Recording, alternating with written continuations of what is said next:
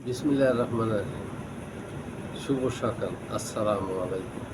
তো যে যেখান থেকে দেখতেছেন, আমি ইঞ্জিনিয়ার এমএসসি সাইফুল ইসলাম শাহাদাত আপনার মাঝে শিক্ষণীয় বিষয় নিয়ে, টেকনিক্যাল শিক্ষণীয় বিষয় নিয়ে হাজির হয়েছি।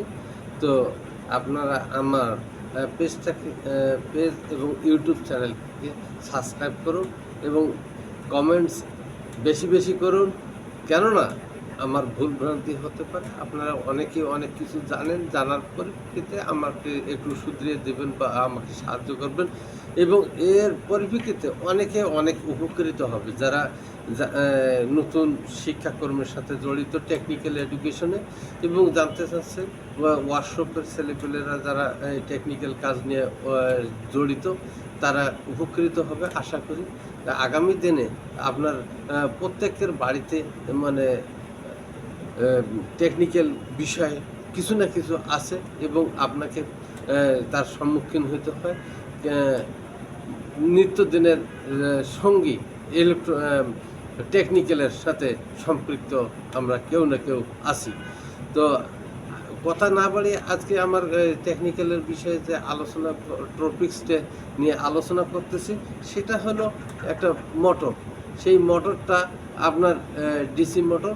এই ডিসি মোটর আপনাদের কার্যক্রমের সাথে নিহিত।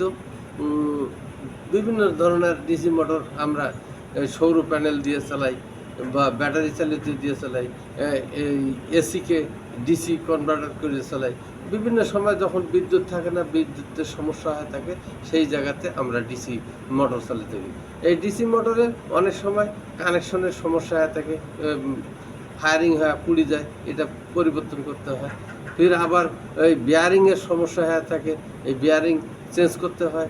এই অনেক সময় কয়েল বার্নিং হয়ে যায়, সেই কয়েলকে পরিবর্তন করতে হয় এবং এটাকে টেস্ট মানে ভালো আছে কি না আছে, এটাকে ইলেকট্রিক ডিভাইস দিয়ে একটা মিটার দিয়ে এটা পরীক্ষা করতে হয়। তো আশা করি আপনারা এই বিষয়টা সবসময় মাথায় রাখবেন যে ডিসি